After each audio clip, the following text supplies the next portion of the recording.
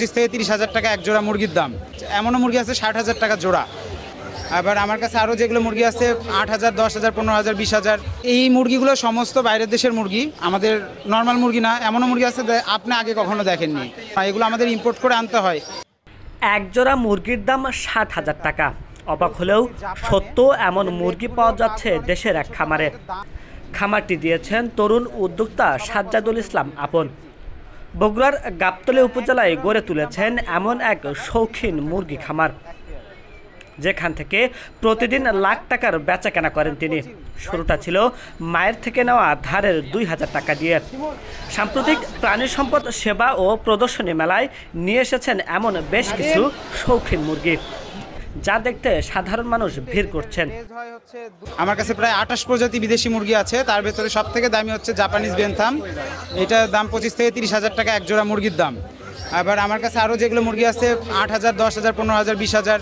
মোটে এমনও মুরগি আছে 60,000 টাকা জোড়া। তো আমি মূলত এই মুরগিগুলো নিয়ে কাজ করি। আমি করোনার সময় মুরগি পালন শুরু করেছিলাম। তখন আমার কাছে টাকা ছিল না, আমার থেকে 2,000 টাকা ধার নিয়ে শুরু করেছিলাম।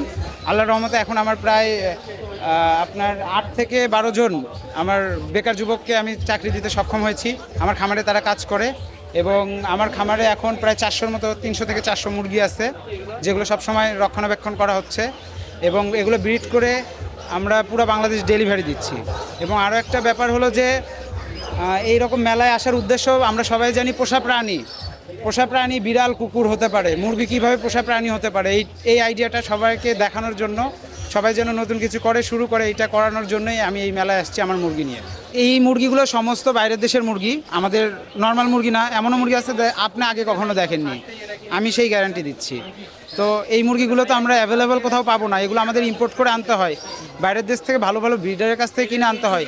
তো ওখান থেকে কিনতে গেলে অবশ্যই আমাদের অনেক কস্ট করে এয়ারপ্লেন ভাড়া বা ইম্পোর্ট কস্ট সহ ট্যাক্স, দেশের ট্যাক্স টুক্স দিয়ে তারপরে আনতে অনেক খরচ পড়ে যায়। তারপরে আবার ব্রিড করে সবগুলো যে টিকবে তা কিন্তু না, কারণ জার্নি করে আসে, আবার অন্য একটা দেশ থেকে ওয়েদারে একটা ব্যাপার আছে, দেখা যাচ্ছে 10টা নিয়ে আসলে 2টা বা 3টা টেকে, তারপরে এরকম দাম আসলে হয়ে যায় আসলে। আর আমাদের মেইন টার্গেট কাস্টমাররা হচ্ছে শৌখিন মানুষ, যারা পছন্দ করে।